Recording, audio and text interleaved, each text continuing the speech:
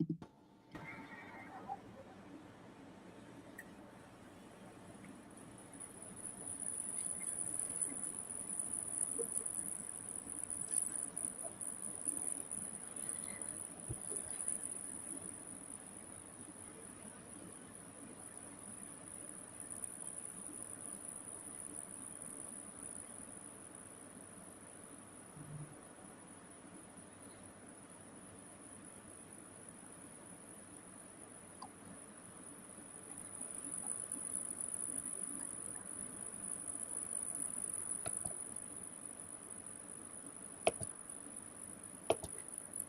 guys, thank you so much for tuning in. Welcome to our AI upskilling session today.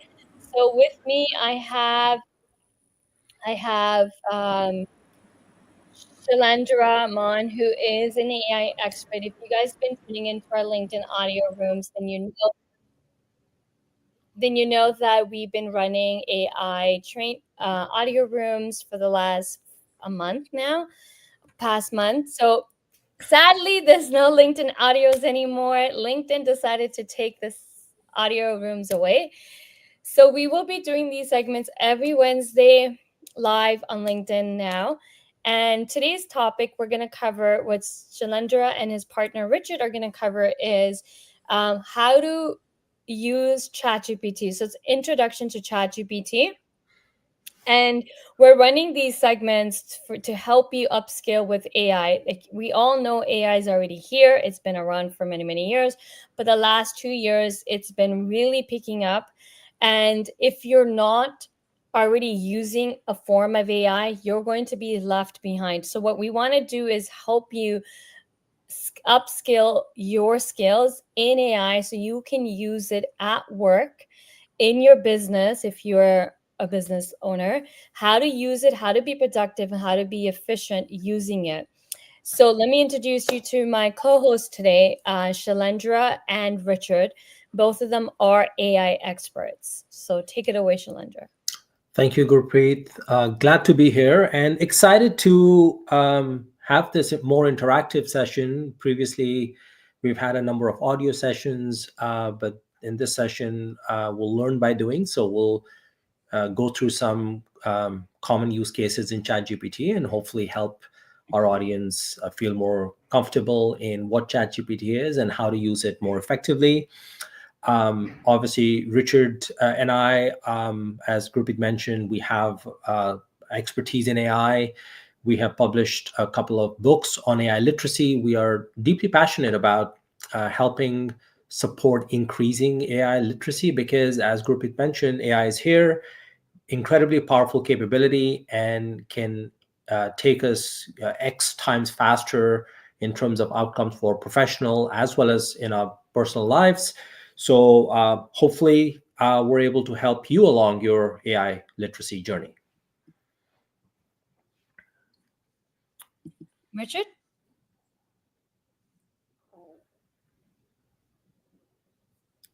Oops. Richard, do you want to introduce yourself? Sure. I think, as Shalinder said, I have significant background in AI and in software development in general. So I think that we're at a point where everyone needs to understand and know something about AI and how to be able to use it. Um, it's going to be like the internet a couple of decades ago. So happy to be here to help everyone on that journey. Perfect. Okay, so let's take a poll, guys. Feel free to introduce yourself in the comment section. How many people are actually using ChatGPT that is currently live with us? So if you're tuned in live, just type in live. I have a question for everybody. Just want to feel the audience out. How many people are currently using ChatGPT? If we can drop it in the comment section, just say yes, I'm using it, just to feel the room. Because I know when we were running audio rooms, almost 90% of people were not they knew about it, but they kind of weren't using it. So that's why we're doing an introduction to ChatGPT today. Um, don't be shy. I know some people might be at work and maybe can't multitask, but feel free to drop a comment in the chat to let us know if you're using ChatGPT or not. So let's talk about introduction to ChatGPT. What is ChatGPT? We got somebody saying they're using it. Okay, so what is ChatGPT? So ChatGPT is what's called a large language model, and it is an AI foundational AI capability that's been trained on vast amounts of data, millions and millions of books and content from the internet, which allows it to generate new content. That content can be in the shape of text. We'll see that today when we get hands on. It can be in the shape of creating short videos now with the newest product, Sora. It can also create images, which we'll also see an example of. In terms of real world usage, when you think about doing something in terms of creating something, could be a plan for a trip, could be an outline or summary of a document, or could be a strategy for something, could be you want to create a Christmas card. In fact, we'll try doing that today. All of those things are well within the capabilities of ChatGPT, specifically what we're going to see today. It's capable of a lot more. There's many advanced use cases you can use it for as well. But today we'll start with a gentle introduction to what ChatGPT can do. So you can use it to design a Christmas card? Yeah, we're going to do it. We're going to do that today. You got me excited. I was like, oh, I want to see this. Okay, we got another person saying me too. I guess me too in terms of being excited to see a Christmas card. Okay, so you know what? And I can't think anymore. Now I want to see how do you create a Christmas card with ChatGPT? Show us. All right, so folks, I'm going to share my screen here. And before I start doing that, I want to quickly introduce how we're going to introduce the ChatGPT in the session. I'm going to start with showing you the free version. It's a very basic version. You can do only a few things with it. Then I will show you the paid version, which I have a subscription to. And we're going to show you what are the things that you can do with it. And then we're going to do some practicing our prompts as well. So I will share my screen, and Gurpreet, please let me know once you can see my screen. Sure. Because I'll be going between multiple browsers because I have a paid and free version running. So I will share my entire window. So let me know if you can see it. Yeah, we can see it. Okay, fantastic. So how do you access ChatGPT? So for those who haven't used it before, you go to chatgpt.com. That brings you here. This is what's called the chat window or a prompt window, and you essentially, whatever you want ChatGPT to do, this is where you do that. So let's say, as a very simple example, you are going to New York and you want some help in planning a trip to New York. So I'm going to type a prompt and we'll see what it comes back with.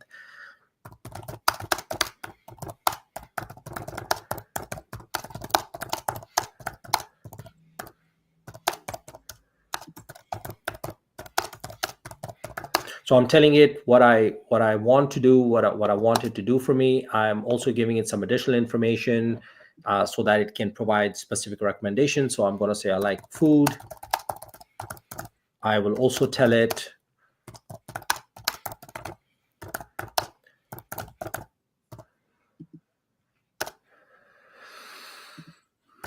I have to relaxed traveling style. Let's see what it comes back with. So this is a very simple example of using ChatGPT to plan a trip, something that typically we would do ourselves and it would take us, much more time than that. So as you can see, told it I was doing a weekend trip. So it's divided it by day, and within the day, it's divided it in sections by time, starting from arriving in New York, and then going all the way into the afternoon for day one. It's given recommendations for what to do because I told it that I like art, theater food, it's given specific recommendations. For example, you see in lunch, it's identified popular restaurants in certain areas of New York, is given the address. So you see, even though my prompt was pretty basic, it has created a plan for me, and it has broken that plan out into logical sections. And then within each section is given me fairly detailed amount of information, including uh, tips. If I'm not an avid traveler, I may not know this. It's told me that, well, if you want to eat at Carbone, you need to make a recommendation. And essentially, then it's done that plan for multiple days, including all of the, I'm sure these are popular spots in New York. And it's also given me some general tips overall for the trip. So this is a very simple example of how you can use what ChatGPT can do. Now, you saw that I started this without needing to log in. I just came to chatgpt.com and I entered this prompt. So let me log in, and then we'll start to explore some other things that are possible once you create an account. So I have already created an account here. It's a free account. I'm not paying for it. So now I'm going to use that account to log into ChatGPT. And now you see here, the prompt looks a little different because I have more options available. So here, for example, if you click on View Tools, you see that it's saying if you want to create a picture, you can use a tool within ChatGPT called DALL-E. So now let's try a use case. Let's create a Christmas card.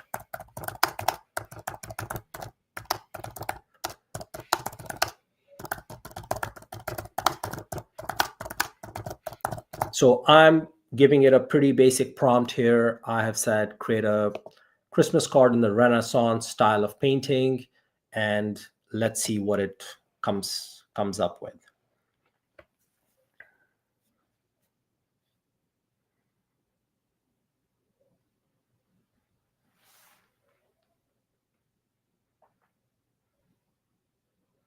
So, I mean, this is something that it's come up with. You can see that the themes it's used are from the time of the Renaissance. It's created a Christmas card illustration, and now it said if you want to make any adjustments, you can add details. So now if I want to create a more contemporary Christmas card, let's try to do that. So let's say I will say create a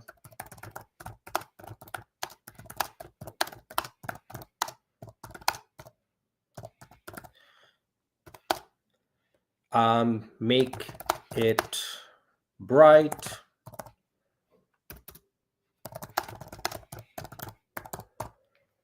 and it will then create a different Christmas card using, again, a very simple prompt, which will look very different than what we just saw. And then the possibilities are limitless. You can tell it to use certain visual styles. So here you go, Gurpreet. This is a very cheerful Christmas card that is created. If I want to use certain colors, I can tell it. Yeah, so there you go, right? So you can download this, and you can use it. You can print it, mail it, whatever you need to do. And I mean, this is just something off the cuff, but you can definitely make to create it. Is it using something like Canva? No. So it has innate, because it's generative AI, it has this capability to generate images from text, interpret images, translate that into text, voice into text, text into voice, etc. So this is called a multimodal capability, where you can generate one type of content from another type of content. Now, because you brought up Canva, so Canva is a design tool. Within it, so it's a specialized type of tool. Now, within it, they have AI capabilities that allow you to create content, but now you're within the context of designing things. Whereas ChatGPT is a general tool. You can use it to design Christmas card. You can use it to design a brochure for your business. You can use it to define, outline for your strategy, marketing strategy, and so on and so forth. Nice. You know, what's so interesting is that last week I attended my friend's wine tasting night. She did a girls' wine tasting night.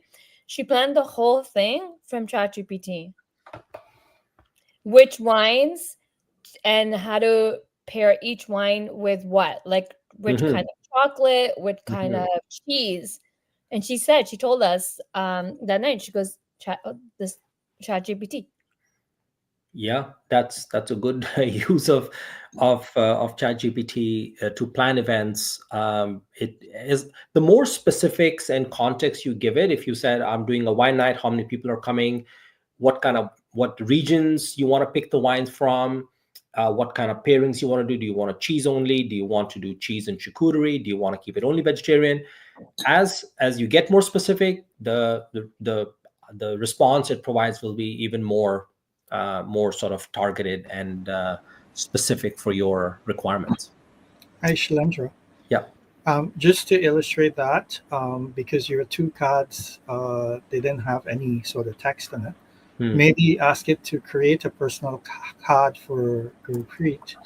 And you see, you can create personalized cards as opposed to just those cards.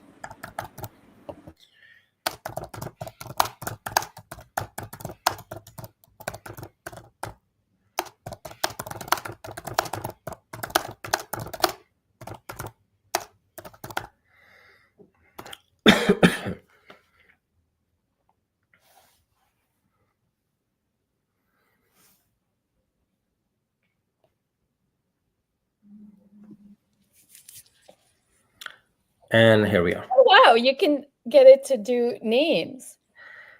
Yeah, Now, you can ask it to add text to the images as well. okay, so let's say I have 10 people that I Hmm. want to create a Christmas card for, but I Hmm. don't want it to be the same. And I do want to personalize, like with the name. Can I create 10 different Christmas cards with 10 different names Yes. all So at once?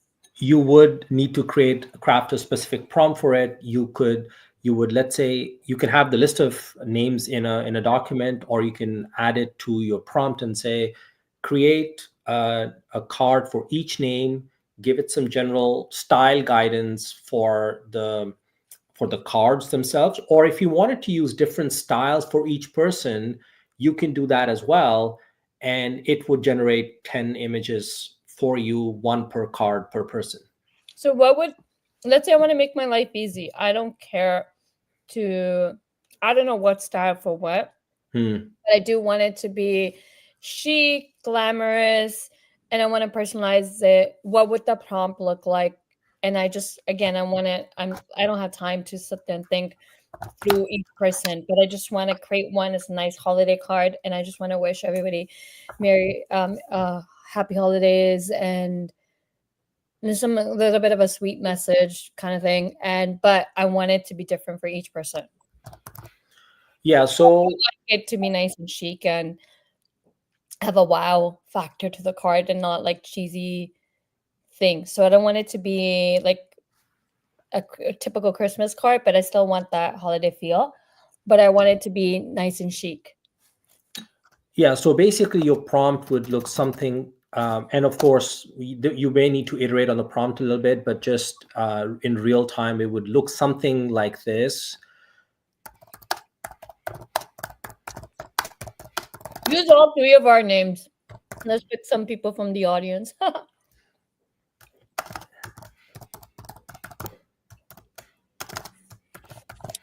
By the way, guys, if you have any questions, you want us to, you want Shalendra to have any prompts, I've dropped the link. You can, there's two things you can do. You can either hop on this live call and have a conversation directly and ask questions, or you can drop it in the comment section. So there is a link to hop on directly on the call with us.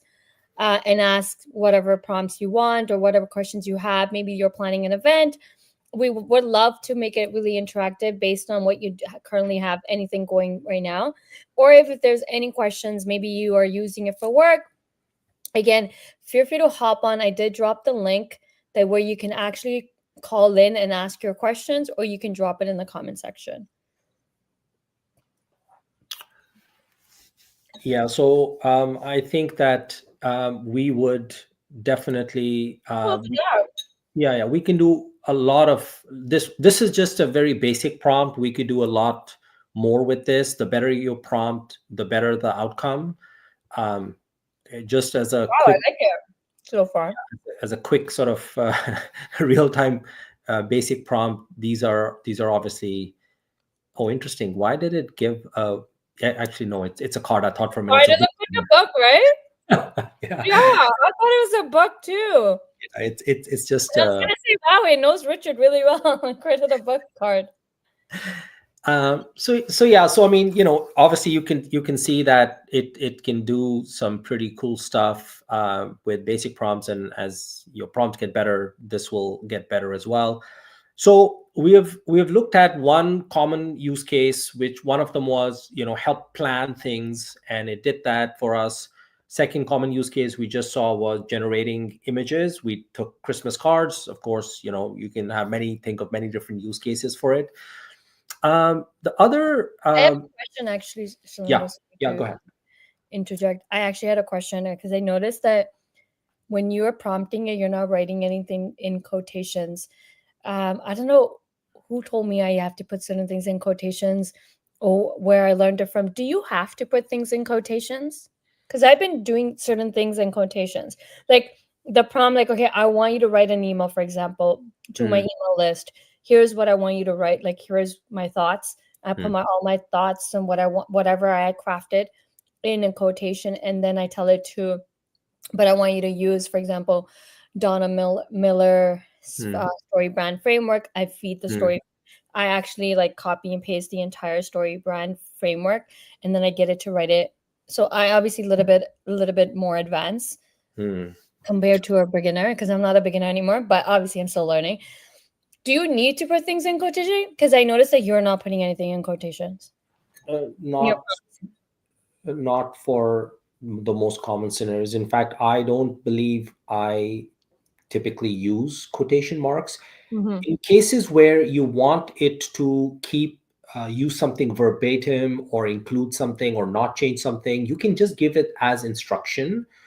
If it's a long prompt and you want to clearly demarcate certain parts of it that you want it to focus on or pay attention to, you can use the quotation marks as delimiters, and then you can give it an instruction in that long prompt saying, treat the text in the quotation marks for this particular purpose. But so far, I've written some, reasonably, detailed prompts. I haven't had to do that. But let's ask Richard. Richard, do you typically use quotation marks in your prompts? Not typically, but I think you've indicated, depending on the prompt and the complexity of the prompt, you could demarcate specific Mm. items. And then you can use like line separators Mm. or quotations. It depends on really what you're trying to get the LLM to do. Yeah. So I don't think you don't need to use the quotation marks, Gurpreet. Okay, Um, got it. I'm doesn't gonna really try it. add value.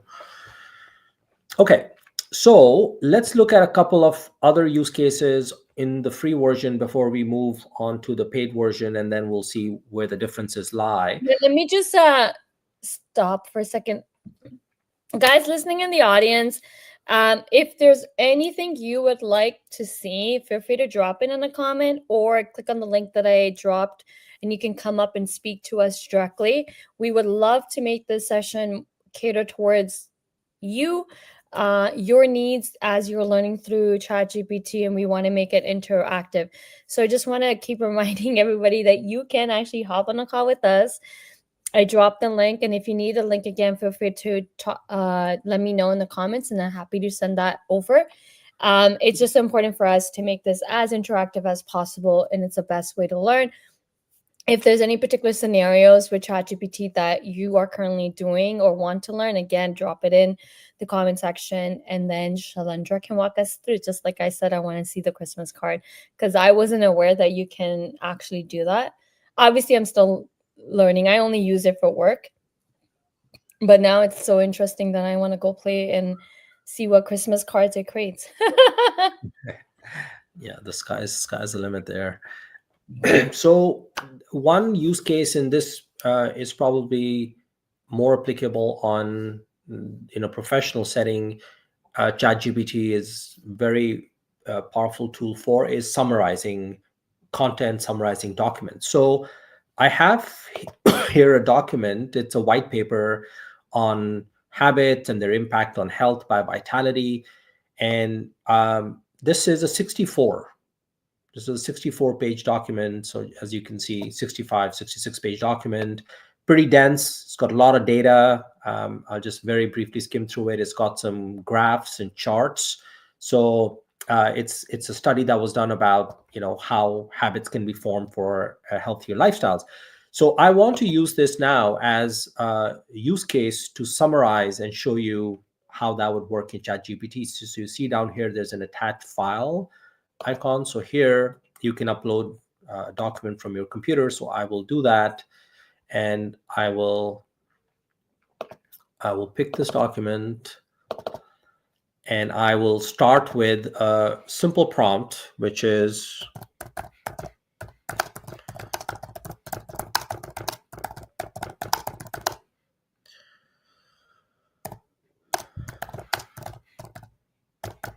so that's a starting point. I want to summarize the document and provide 5 key takeaways. Now, we could do this prompt to be more detailed as well, but I just wanted to start with something simple and show you what it's able to do very quickly. So it's analyzed the document, and it's come up with these five takeaways. So it talks about how habit forming can impact health, how habits are formed, how we think 10,000 steps is the benchmark, but actually you can see significant positive benefits just from 7,500 daily steps, how good habits are integrated. So do something on the physical activity side, which leads to improvement in other areas like sleep, etc. And finally, how rewards and incentives can help form healthy behaviors. I've read the white paper, so I know that it's really picked up the 5 key takeaways from it, and it's done that very quickly. So now we have this. Let's take this a step further and say, okay, now I want to create an exec. Let's say you have a document and you want to summarize it, and then you want to translate that into something that you're going to use and then share forward. So let's say I'm writing a blog on healthy habits. So I can now say, add a follow-up prompt to what ChatGPT has done here, and I can say,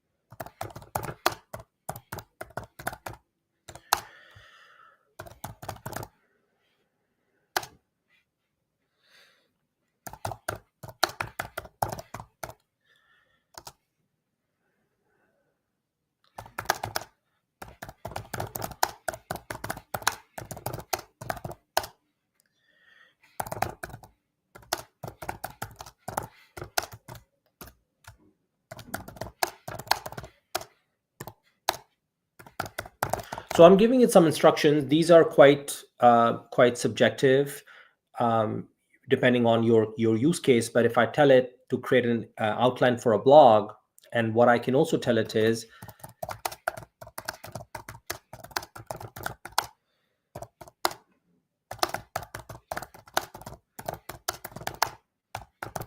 I'm telling it what is the intended audience for this blog. So it will now use these instructions and what it did before and come up with a theme for a blog. So it's got each section as I instructed it. It's a separate bullet. Under each section, it's got whatever the theme of that section is, what the key insight within that section will be, and then how to, if you, let's say now you want to go and write that blog, a tip on how to go and write that blog itself, each section in the blog. So it's done that. And now, so you see it's created 5 sections as per my instruction. So now I can take it a step further and I can say, okay, now I want to write the blog. So you can obviously do that yourself and then ask ChatGPT to review and refine it. Or you can ask ChatGPT to write it and then you can review and refine it yourself. So let's do that quickly. So I will now say,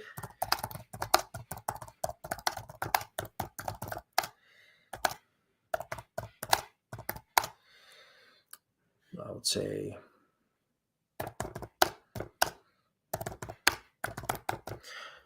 so now I can use some prompting techniques. So I can say,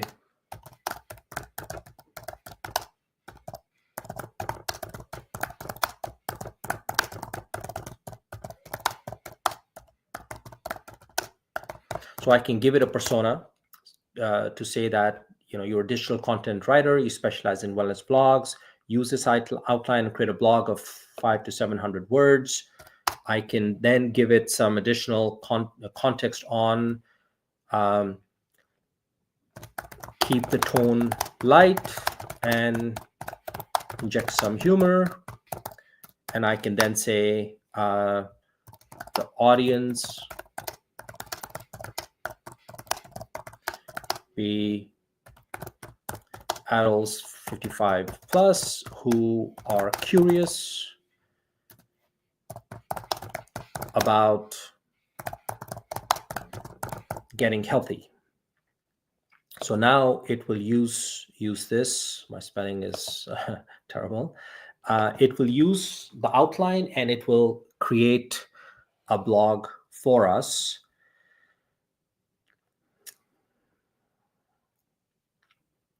So interestingly, Richard, it seems to have gone to the Canvas section. I wonder why I did that. So this is, you can see how quickly it's now writing fairly engaging content based on a 65-page document that is relatable. It is drawing the insights from that document. You can translate this use case to scenarios in your work life, in your personal life as well, or academic life. You have to be obviously mindful of the plagiarism policies and making sure the content ultimately is your own. But this can be definitely a start to make sure that you have something that is away there, and then you make it your own. So I obviously won't go through this whole thing, but you can see that it's written the blog based on the instructions. It's added some humor, it's made it relatable, and so on and so forth. And you can now, if you don't like the tone, you can give it another prompt. You can change the tone, make it more formal, and so on and so forth. So let's go back to. So this is blog writing, right? Yeah. So we use this for writing a blog. Let me just, sorry, I don't know why it's for writing a blog in the context that I was sharing. And you can use anytime you have, I just want to give an example of how you can go from a document to summarizing it, then creating an outline for whatever you want to use it for. In this case, it was a blog, but you may have an email that you want to send to someone with some key takeaways from it. And then you can create the outline of the email. You can generate the email in ChatGPT. You can then review, refine it for yourself. Then you can send it out. So I sent you a prompt. Try using this framework. Okay, just a second. Blog. In the chat. Yeah. Okay, let me see. I don't think it copied everything. Let me send it to you on text. Maybe did I? Okay. Yeah. I feel like it didn't. Yeah, I didn't send you everything. I'm gonna text it to you. Okay. I want to see how. This is the framework from Donna Miller with the story brand expert, all about building like your brand, your messaging, and all that stuff. So let's see how it writes this is the free version, right? You're still on the free version, right? Yeah, I'm still in the free version. Yeah, let's see, because I use the paid version. So let's see how it writes it when you tell it to use a particular method. So what you've shared with me here, it's one of the prompts that I use. Yeah. So emails. Yeah, so basically there are a number of frameworks for writing prompts. So basically, let's take a look at this. So Donna Brand, I'm looking at this text, and she has a framework for writing brands, correct? It's a he. It's Donna Miller. Okay. Yeah, he's an expert in brand messaging, your messaging to sell to your audience, and how to build an audience and how to sell and get sales. So he wrote a book on called Story Brand, and he has a book, he has a whole business. He teaches you how to use the framework to write emails, your content could be blogs, how to even write your sales pages, and that's his Hmm. framework. Okay, okay. So let That's me his just, we don't need to copy, I mean, we could, but I one, found it. What here? My take on this is, I found it when I was telling it to just use Donna Miller's story brand, like copy paste the book. It wasn't the prompts, like the what it was spitting out wasn't good enough. So then I tried this prompt where I actually gave the entire framework hmm, in a couple of different ways, and then it started the way the prompt this prompt started working way better. But I use paid chat gpt, and I use the hmm, copywriting gpt, and think I showed it to you when we met up. hmm, I used a paid version, and I used a different is it called llm? hmm. Okay, I'm getting it. You used a different model within ChatGPT. Yeah, yeah. I use a different model, so I was curious to see how the free one does it. That's the reason why I upgraded, because I found that upgrade version just is so much more better for Hmm, variety of things you're doing. So I use a different for copywriting. I also use another prompt. There's a guy that's an expert in copywriting, Jim Edwards, and I use hmm, his framework too. And like, okay, use hmm, copywriting expert Jim Edwards, who's hmm, an expert in, you know, hmm, turning lookers into buyers or turning your audience to buy from you. Like, so hmm, it's different. Each of these guys have their own frameworks. hmm, So I mix and match, and then I have my own copywriting coach. I use her stuff too. But I've recently just started sticking to like looking at Donna Miller's and kind of do a framework. So I kind of want to see, yeah, so see how it does this, the character, the problem, meet the guide. So you're the guide who gives them a plan, like how it hmm, writes it. So see how it's writing it differently. yeah. I mean, and this is where, while it can create original content, you can give it. That's where this is additional prompting technique. You can give it templates, you can give it guidelines, you can give it samples, Mhm. styles of writing you wanted to follow, or in this case, frameworks of writing you wanted to follow.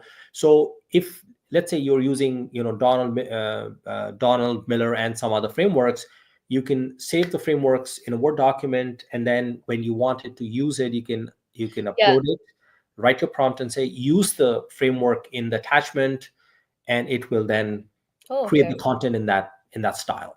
Yeah, that's something I wasn't doing, and now I started doing it. Hmm. Yeah, and Save it in a Word document. I've been saving on like my iNotes, and then I just copy paste the framework. that's fine as well. It's just, you may find that if your prompts themselves are getting long, copy pasting another blurb of text just may get a little confusing. So, but it's a personal preference. What Um, I do is when my prompts obviously are going to be longer because I'm feeding it my email that I want to create, but then I'm telling it to use this framework. So what I do is I put my stuff, like say, okay, the prompt is, okay, I want you to create an email that I can send to my email list, to my email subscribers. hmm, Here's what I want to say. I put what I want to say in quotations. hmm, So I separate it like that. Then I say, okay, I want you to use Donna Miller's framework, who's an expert in messaging. hmm, And then I put his framework into quotations. Actually, his framework I don't put into quotations, and then it'll spit out whatever it does. And then I just kind of like, okay, this is great, but I want to sound like this. I have hmm, a question for you, because I've been using ChatGPT for almost a year now. hmm, Is there a way to get it to? Is there a way? I've just realized I'm not on camera. Is there a way to get it to remember you, your voice, your hmm. style, without having it to constantly tell it, "Hey, write it my style"? Like I've been using it for a year. Shouldn't it now remember? Like my LinkedIn posts are my style of writing. So then I have to like feed it, because I use this. one prompt LLM, which is copywriting. Then I use a separate one for LinkedIn. Hmm. I use it to kind of like bounce ideas, but I still write my own original posts. Um, how do you, is there a way to get it to remember? Let's say I'm using the LinkedIn LLM it's called viral LinkedIn post format. Is there a way to have it remember you, your style, your way? Because I don't know if there is a way. I know for one of my emails that I write for one particular group, I Hmm. just go back to that one and then just kind of feed it into Hmm. that Hmm.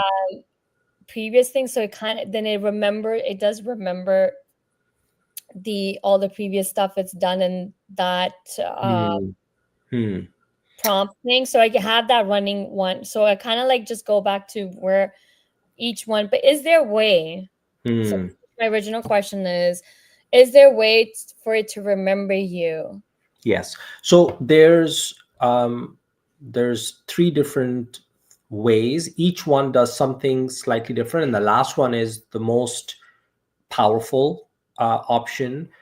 Let me share each one with you, and then I'll come to the last one. We'll do something together there.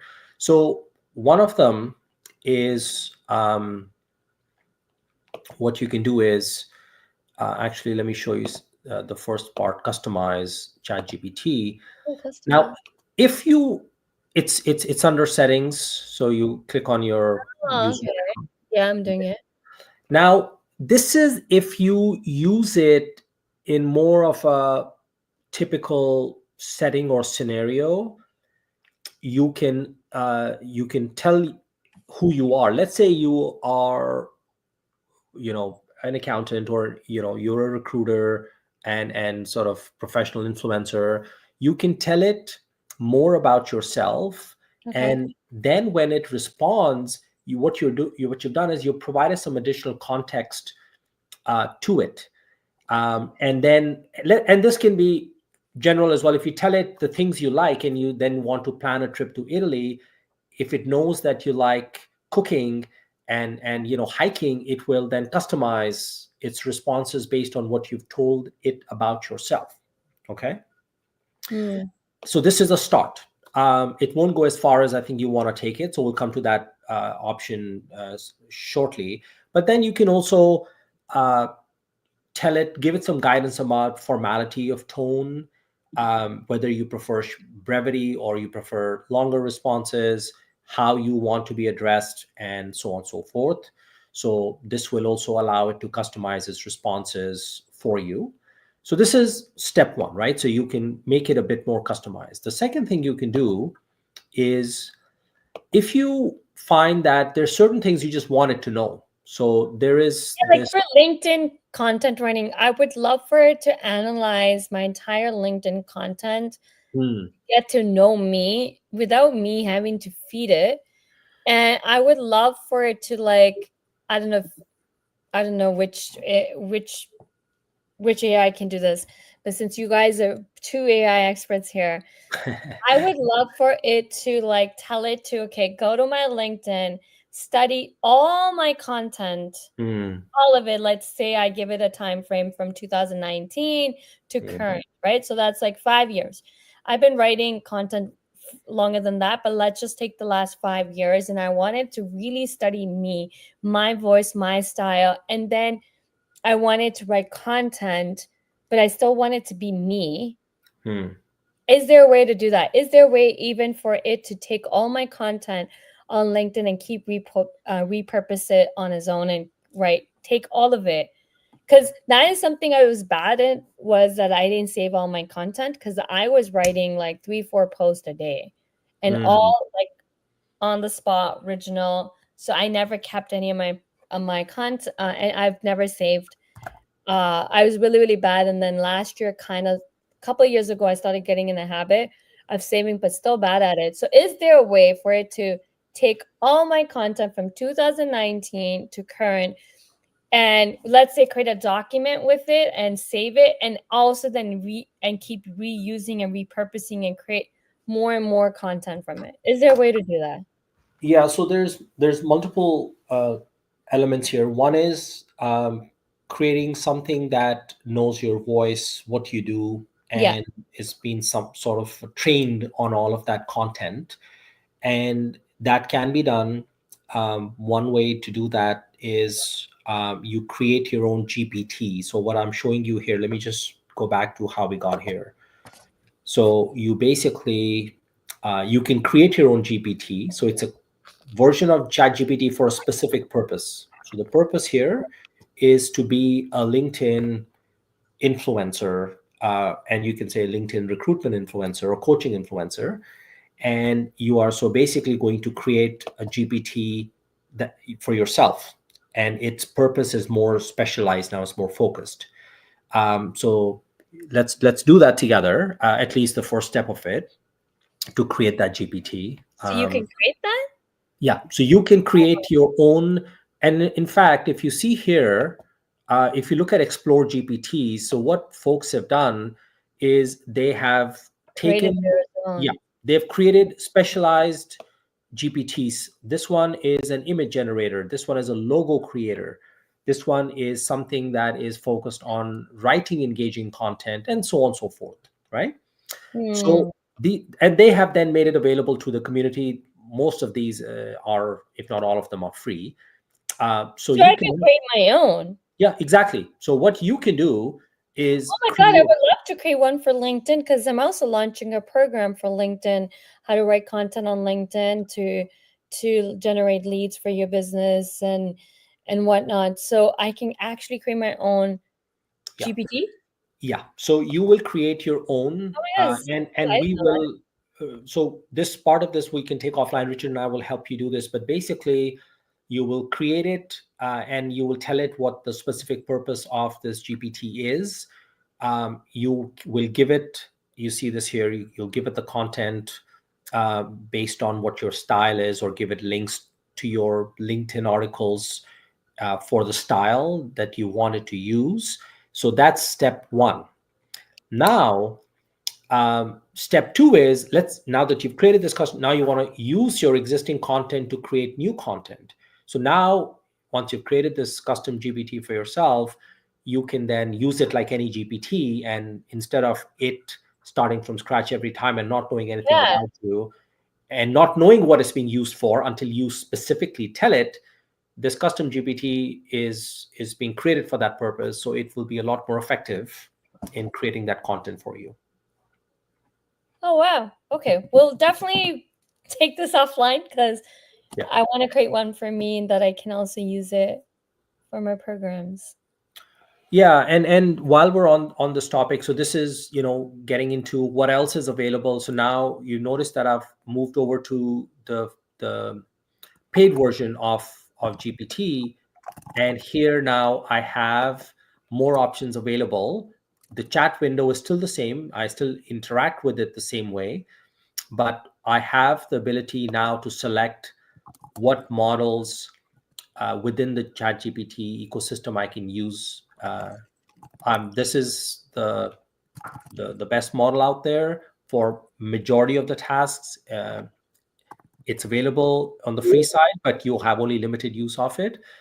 They have now released the O1 model. O1 is for advanced reasoning. If you want to use it for more complex tasks like creating strategy, analyzing, more detailed documents, you can use this. Personally, I use ChatGPT 4.0 all the time. I don't really haven't needed to use O1, though. I need to create some strategy for some projects, so I think I will try this and see if there's a material difference in my use case or not. And then there's O1 Mini, which is faster, but it's a more simplified version. You may not have some of the capabilities that um, O1 has. And then one thing you can do, sorry, Richard?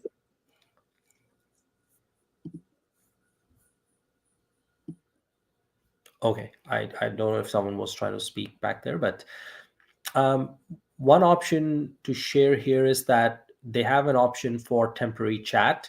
So when you see on the left here, these are all the chats that I have created in my interaction with ChatGPT. There's various topics, and I'll show you how to organize them shortly. But if you want to not have it it's saved, and this will not appear in history as you see here, you can create a temporary chat. And that is, if you want to, typically, why would you use this? If you have a quick question, you want to ask it a one-off thing, and you don't want to clutter up your chat history, you would use this. Personally, I don't really use it, so I find it of limited use, but its option is there in case you need to use it. So here now we are in, excuse me, the paid version of ChatGPT. So I'm using their latest and greatest model. I can change it if I need to. I have access to various Explore GPTs, as we saw here. I can come in, I can customize my GPT, I can personalize it, telling it what tones to use, etc. And one thing I can also show here is we have then the additional sort of capabilities. So on the personal side, I'm currently using the Plus version, so it has all of these capabilities available. And then the next version is the Pro version, which is the highest level of access, and it has some advanced capabilities as well, including higher limits for video and screen sharing. And there's a O1 Pro mode, which is giving you more computational capabilities if you want to use it for more deeper scenario. And it has access to Sora. So Sora is the latest tool released from ChatGPT, I think just a week ago, that generates video. So that with the Pro version, you have access, extended access to Sora video generation. I don't really use a lot of video generation at the moment myself, so I don't really need that. Couple of additional things to share, and then we'll keep the last few minutes for Q&A. So we also now have... Sorry, Shailendra. How do you spell that? Is it Sora, like Sora? No. Yeah. Sora, yeah. So that generates videos? Yeah. Okay, I'm gonna look into this. Really, really powerful. In fact, Google has come up with, I think it's VEO, if I'm not, again, very recently. And the early sort of talk is that Google's AI video generation is even better than Sora. They're both really good. You see the kind of video they generate, it's hyper high quality, very short videos. I think it's 15, 20 seconds or thereabouts at the moment, but it's still quite powerful. Okay, gonna try this. Yeah, I mean, you could generate Christmas greeting using video. I mean, it's a good question. Can I feed it video and say create the video out of it? Like, can I give my own video and tell it to create a video? Honestly, I don't know. Richard, have you used Sora in using a short video to create a new one? I mean, it wouldn't be short, but Yeah, I think there are tools that allow you to use the same style and generate additional video from that.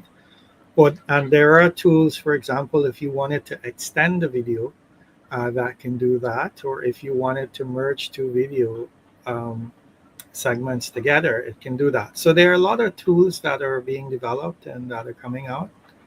yeah, I use independent other AI tools where I can feed it my long video, and then it will chop up to short content videos. It's not 100% perfect, but it will create bite-sized content videos out of it. I was wondering if Sora can do the same thing. We'll get back to you. I don't think I at least haven't used Sora too much at the moment. Okay. We can figure that out. And a couple of things to sort of wrap up on my side. Speaking of multimodal, so Sora can generate video. Now you also have a voice mode that you can use to interact with ChatGPT. This is quite helpful as well, especially if you're, I don't know, caught in traffic and you want to interact with ChatGPT to ideate or brainstorm or summarize something. Then you can interact with it using voice, and it can use respond via voice as well. And the last is that you can now search from within ChatGPT itself. And difference here versus searching in Google, Google will still give you links to different things and you have to click around to see what's relevant. Here, if you search for something, it will actually summarize it and present it to you in a much more consumable way. So I see we just only 2 minutes left, so I won't really go into this at the moment, but the search feature is quite helpful as well. So what we didn't actually get into today was a couple of frameworks for prompts. We looked at Donald Miller in a specific scenario, but there's some basic frameworks for prompts, writing prompts. One of them is called RTF, role task format, and then there's something called create as well. So maybe that's something we can take on at a later session to start creating prompts together.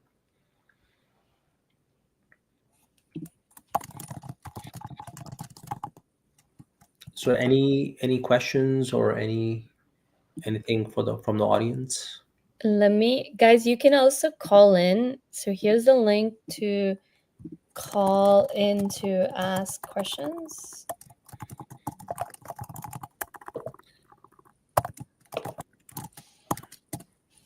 So you can hop on a call with us. I dropped the link. If anybody has questions, feel free to do that. Or you can drop the questions in the comment section and we'll be happy to answer any questions you may have. Also, how many people found this training helpful? Was this helpful? Let us know in the comment section. If this was helpful, let me know in the comment section. Let us know in the comment section. If you're tuned in live, I know some of you will be watching this as a replay, but right now, if you're live with us, you have an opportunity to hop on and ask your questions directly by joining us live on this call. I've dropped the link. You don't have to have your cameras on, just like Richard hasn't. And just like how in and out, I had my camera on, sometimes I didn't. So don't worry about being like having a video on showing your face. You don't have to, but it's nice to hear your voice and where you can actually call in and ask us a question. It's kind of similar like being in the LinkedIn audio room. So if you want to do that, I've dropped the link. Feel free to do that, or just add, or feel free to ask your questions in the comment section. And please do let us know if this was helpful. If you learned anything today, just let us know in the comment section. I know there's a little bit of a delay from StreamYard to LinkedIn or YouTube, so there's a little bit of a delay period as well.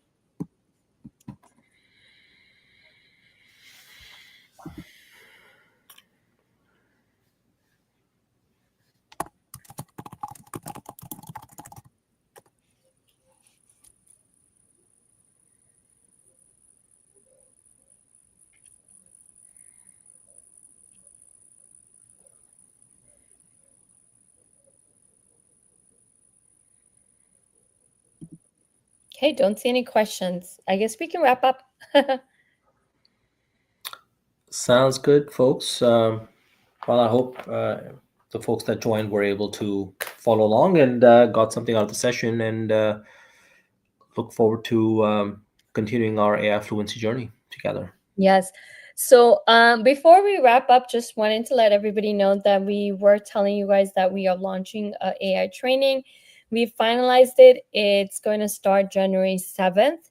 If anybody's interested in joining the training on AI, we're starting from a basic AI training using, let's say, ChatGPT. We did a little intro today, and we're also in works of building a full AI academy where you can learn everything about AI. And the people behind the masterminds will be Shalendra and Richard. They're building amazing training to help everybody, to help all of us upskill our AI skills so that we can be more productive, more efficient in our day-to-day life, as well as our work lives, personal life, and everything. How long before HR career coaches are replaced by AI? This is a great question, because my take on this is you can never replace a human being. There's definitely how long before HR/career coaches are replaced by AI agent? You know what? I know you're asking double question here. So how long before HR will be replaced and how long a coach? My take on AI is a tool. If you're not using it, it doesn't matter if you're a coach, HR, or anybody, you're going to get replaced. Like you're going to get replaced by somebody who knows how to use it. Um, I don't think, me personally, and I see Orlando here, I do not see that happening in a large scale. Just my 2 cents is the same. There's no way a machine can replace a human brain, a human being. This is a tool that's being fed. Correct me if I'm wrong, Shalandra and Richard. It's a tool that's being fed by human beings. It's a tool, just like, internet is a tool that helps us connect online, right? Just like YouTube helps us watch videos and we can learn from real time. Just like LinkedIn's a tool. I think it's a tool. And if we learn to use it, we have a more competitive advantage and edge compared to other people who are not using it. I don't believe, 100% believe that AI can ever replace a human being.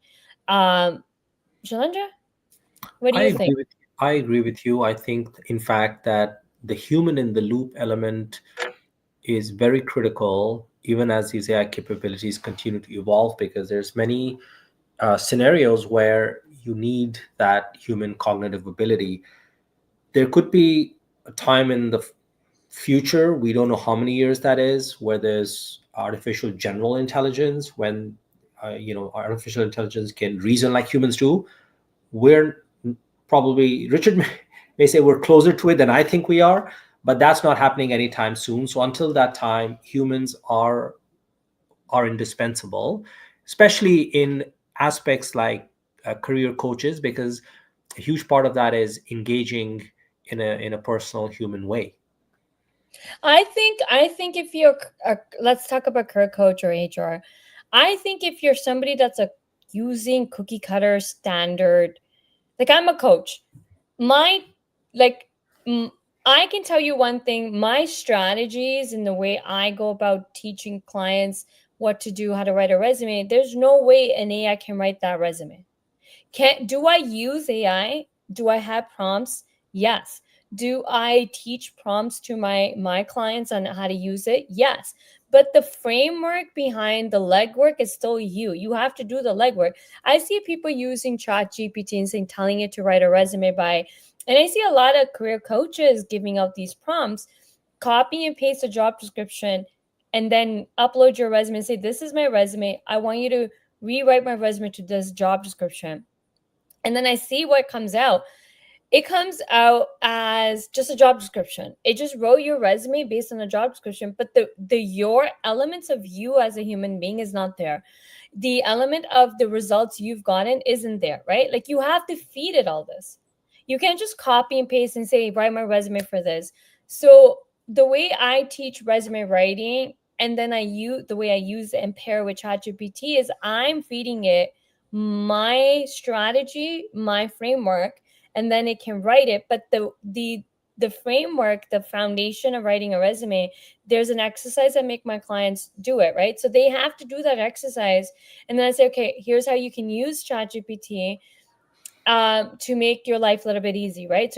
To speed up. It's more of being time saving, right? But it cannot write your resume from scratch uh, by just copying and pasting it. I see a lot of career coaches I've seen a lot of prompts from career coaches, and it's like, yeah, but these are basic prompts. That's not going to make anyone stand out of the crowd. It's just making you blend in the crowd. And the way the job market is right now, it's so super competitive. And he's okay. So isn't that matter of better way of prompting skills? No, it's absolutely 100% no.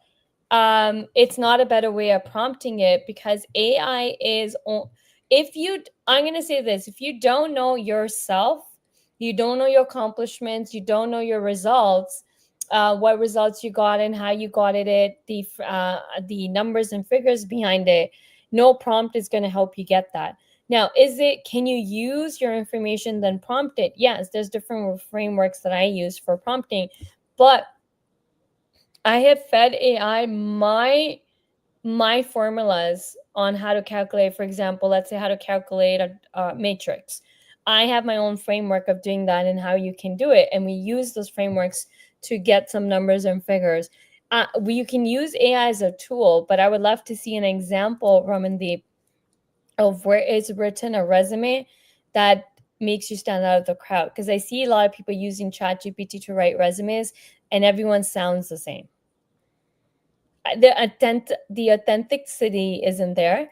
I don't, again, my opinion is based on my experience. I do not 100% believe a career coach that has its own strategies and methods will ever get replaced by AI.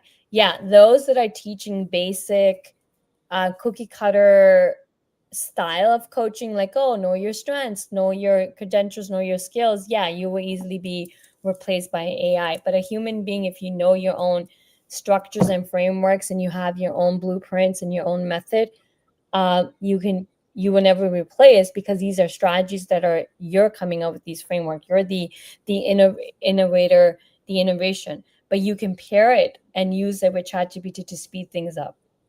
Because let's be real, a lot of us are not great writers. I teach AI in my career coaching programs on how to use it and how to use it as a thinking partner, as a brainstormer partner, how to use it even to reword things and how to use it to rewrite things. But it's still your information and it's still your stuff and it's still in your tone. I hope that makes sense. Shalendra, what's your take? Yeah, I agree with that. So there's some aspects where AI, it's a great tool for analysis, for recognizing patterns, etc. And it's more efficient than humans because it has that computability. But I feel a part of coaching is emotional Yeah. connection and understanding where people's mindset is. And an AI is just not capable of doing that. I don't think it'll be capable of doing that in the near future either. So I think that is the most important element of coaching, is a human element, and that cannot be replaced by AI at the moment. Yeah, career coaching, any coaching, 100% it's human, right? You can have your frameworks and all that stuff, but to me as a career coach, what I help my clients accomplish is one thing is the biggest thing is to one, believe in who they are, what they're capable of, and pull that out of them and show them, hey, this is like I work with mid to senior level. So these guys are people who have 5, 8, 10 to 20 plus years experience. You've done so much in your career, and when they come to me, they've done so much in their career and they are chasing more like job titles and the obvious step. But when they work with me, I'm able to take their entire career, and we do a whole diagnostic to show them, here's what your zone of genius is like. These are multiple inventories of everything you're super great at. Your genius as like Shalendra and Richard are genius in AI. Are AI going to replace them? No. AI is not going to replace Shalendra. It's not going to replace Richard, because they've mastered AI to the full capacity of anyone can right now. And now they're teaching it to us. Same thing like career coach. Career coach is mastered. A coach supposed to be mastered in what they do in terms of showing you what you are extraordinarily great at, help you build confidence in you, help you believe in you, and show you what you can do. Like what I help my clients is emotional, it is mindset, it is to help them boost confidence. Then the other piece is, how do we take what you're really good at and show you, like, these are where you're an expert in, and then how we take and craft those message and so on. So the work, I agree with Shalendra, that the work is much more human aspect, and then AI is just a tool to use to say writing a LinkedIn, rewording, and all that stuff. 100%. Okay, this is a long one. AI can significantly improve resume, especially by optimizing keywords for ATS, enhancing grammar and formatting, Tailoring context to job description while suggesting measurable achievements. However, it may lack the contextual understanding to highlight unique experiences or reuse generic buzzwords. I agree. I agree with the overuse of generic buzzwords or miss the human touch that sets you apart. 100%. The best approach is to use AI as a tool, enhance structure clarity while adding personal inputs to ensure. I agree 100% with Syed you're saying. Shalandra, Richard, Yeah, yeah. I agree with this as well. This is sort of paraphrasing what we are talking about as well, that it's the personal touch that is essential and will remain so for the foreseeable future. Ramanti brought out a great point. How long before HR career coaches are replaced by AI? I want to talk about this because I believe that a lot of people had this fear that they're going to get. So this isn't just about HR career coaches. I think a lot of people have this assumption or this thing that they're going to get replaced by AI. So since you two are experts, do you who let's break this in terms of who will get replaced by AI. I think this is a fair point that he did bring out, but I want to have a deeper conversation and go beyond just HR and career coaches. Who will get replaced? In your humble expertise opinions, both of you, and I do want to hear from both of you, including Richard. Who do you think will get replaced by AI? I would say I would start by looking at what kind of work is AI better suited for, and then you draw the connection to the people doing that work will move on, need to be retrained and move on to do other stuff. And the kind of work that AI is really well suited to is the repetitive, the time-consuming, analytical work requiring large amounts of information, etc., or creating content, as we saw earlier. This is the kind of work that AI does really well. So people who are doing data entry, for example, still doing data entry, or who are analyzing manually documents, information, finding patterns in information, that is something AI will do quite well, including some of it writing software. But even though AI will do those things, you still need humans to validate that that work has been done according to the requirements, including reviewing software, because the AI is also prone to hallucination. So you can't simply take something that's produced by AI and assume that it will work 100% correctly 100% of the time. We're just not there yet. So that's the kind of workout it, and that is being currently disrupted as well. That's why the Ramandeep's talking about AI agents, which are AI programs that can do work autonomously and in a scalable way. So anything that is time consuming, repetitive, is is is um, is ideal for AI automation. Richard, what's your take? Who is more likely to get replaced by AI? So I think I agree with Shilindra and yourself, Gurpreet. But I don't think AI is necessarily going to replace a lot of folks. What it will replace is what these folks do, right? So if it's analytical, processing a lot of data, that sort of thing, it's going to replace that portion of the work. If 90% of the work that you do is that, then you might be at risk. And so there are two things. You need to train and understand AI so that you can use it. And that might also be reskilling for another job or other jobs, as Shalinder indicated, that require sort of more strategic thinking. Um, but I don't think that AI is at the stage where it will necessarily um, replace uh, a lot of people. It, there is an opportunity, as a matter of fact, for a whole bunch of new jobs, right? Which happens with every sort of Yeah. technological revolution that we have throughout the history of humanity. So jobs will shift. Yep. If you If you're doing a certain job, that job might go away. That is what the risk would be. But if you have to upskill yourself, and that's sort of what we want to try, helping folks do from that perspective. We're still, months and probably years away from um, AI being able to do something completely from end to end, but that is coming. Um, and AGI is also coming, but it will take a bit of a time for us to get there. You know what? You said something really interesting, and it's so true with every technology, right? Like, especially us in the born before 80s, born in the 80s or prior to that, we've we've gone on that wave with technology, right? Like, I'm an 80 born.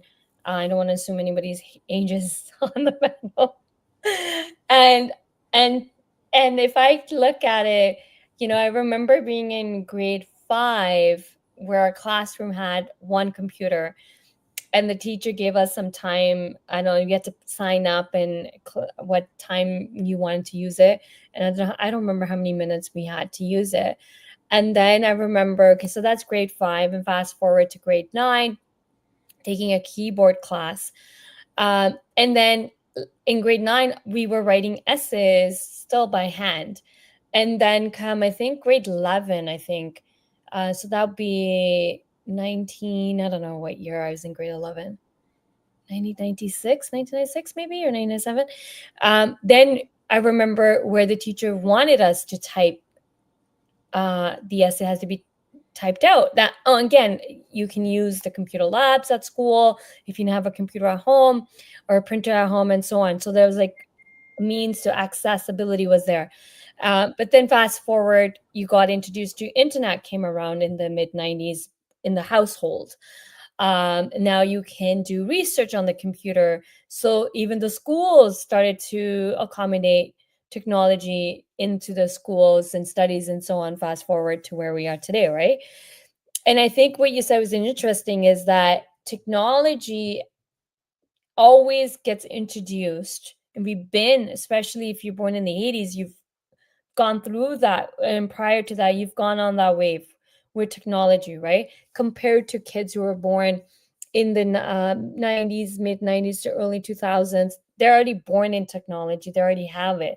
So they're more prone to adaptability. I think it's right to say that every time a technology is being introduced, some aspect of things are going to get replaced because it's trying to make us more efficient, productivities and so on. But if you don't learn it, and I do believe you're going to be left behind in terms of that upskilling. If you don't upskill yourself into technology, like let's take AI for example, and you said like data analytics, and if your whole job is 90% is data analytics and now AI can do it for you, there still needs to be a little bit of a human element there to require, but not the manpower is reduced.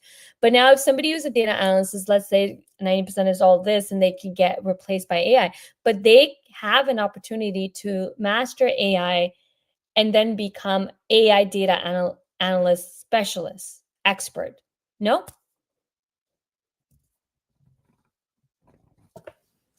Yeah, and I see that what Ramandeep is articulating here is not that AI is replacing um, the human coaching. What they're doing, this person in this example he shared, is they're using AI to scale something that has been created by a human, which is fine because so conversational capabilities is something AI does well. We were conversing with AI in creating a plan to travel to New York for a weekend.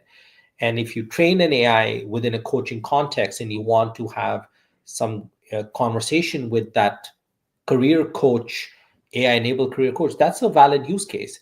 That doesn't mean that you don't need a human coach. It just means that in certain contexts, you can also use an AI capability.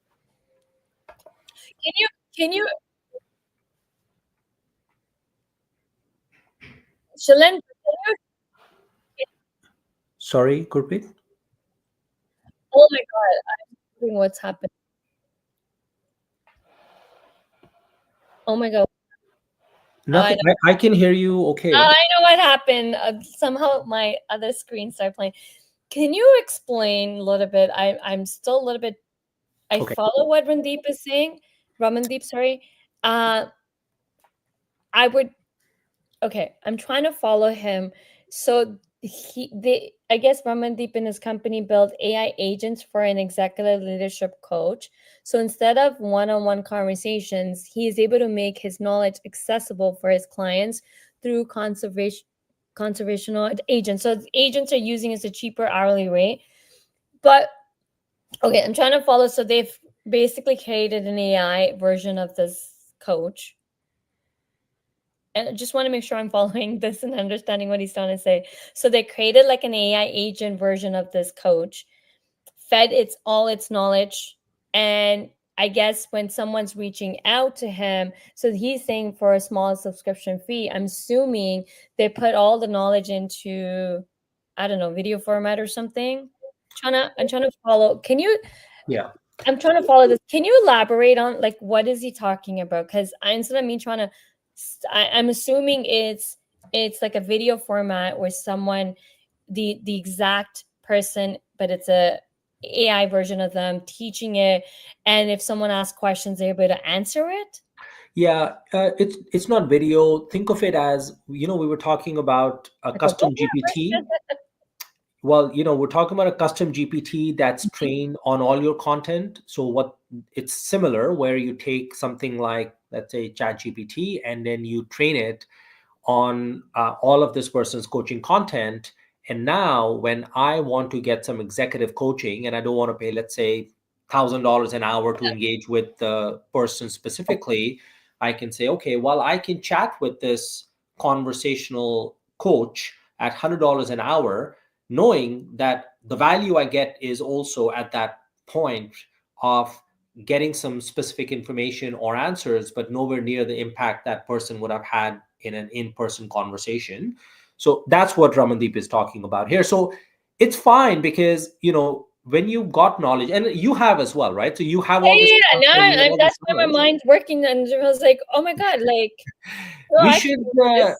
we should take this offline about maybe Oh my god, yeah. creating Why still I want to take it offline, but I still want to keep the conversation going because I think so many other people might be in the same situations like me. Like, I think this conversation, I'm glad Ramandeep's giving us all this content to talk about. I like, I'm a learner, right? Like, I'm learning as we're doing this. I'm learning a lot of stuff about AI too. So it's kind of like, I hope those coaches out there that are listening, like, hey, oh my God, there's a cheap, like, I can still provide a service, but now this is because I'm always looking for ways to be able to give my information on affordability wise.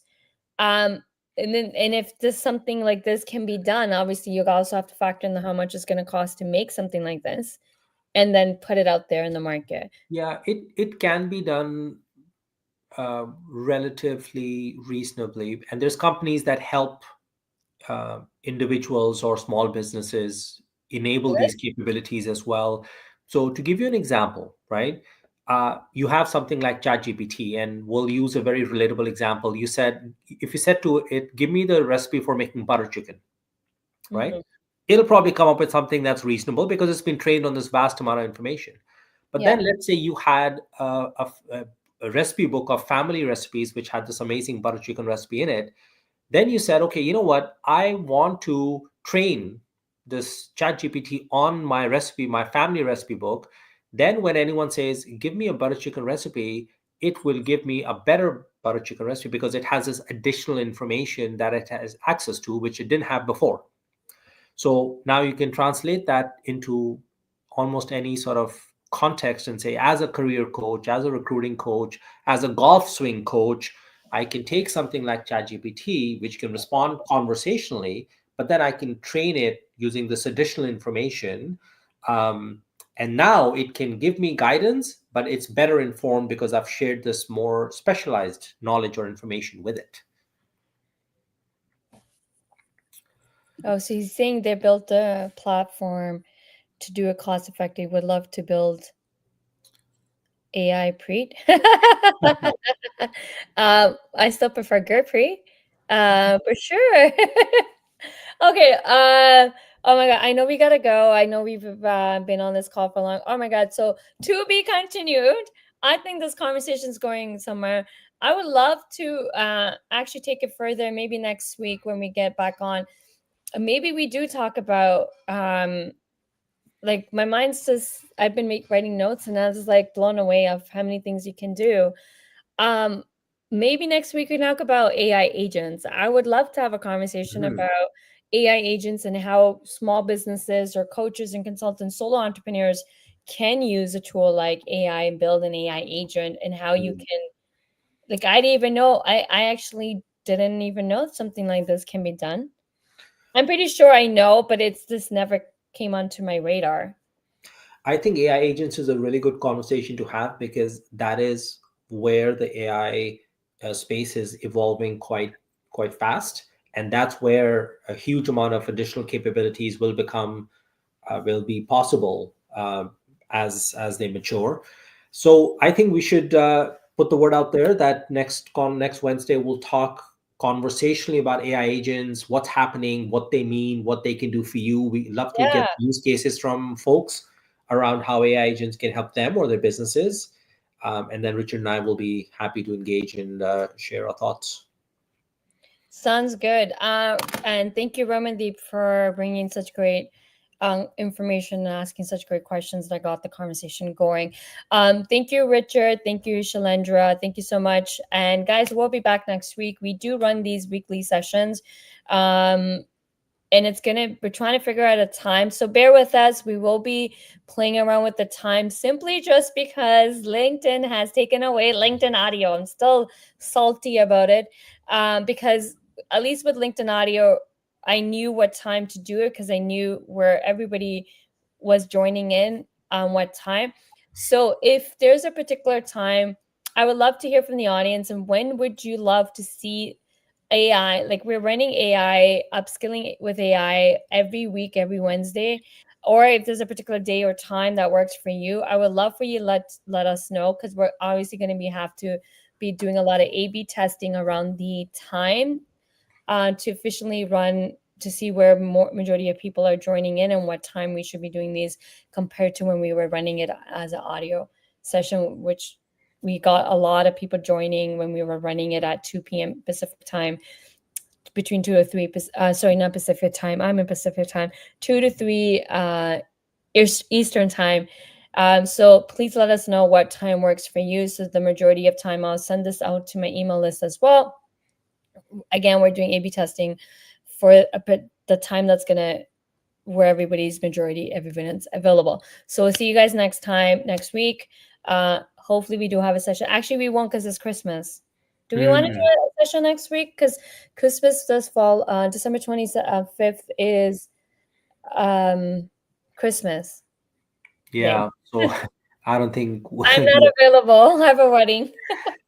yeah. So either we do it on the 23rd, which is the beginning of the week, or we do it the week of the 30th, but not on first because that'll be a day off, either the Yeah. second Yeah. or Okay, the we'll 30th. take the conversation offline to figure out when to do next, but we'll see you guys next week. Thanks, everyone. Bye. Bye bye.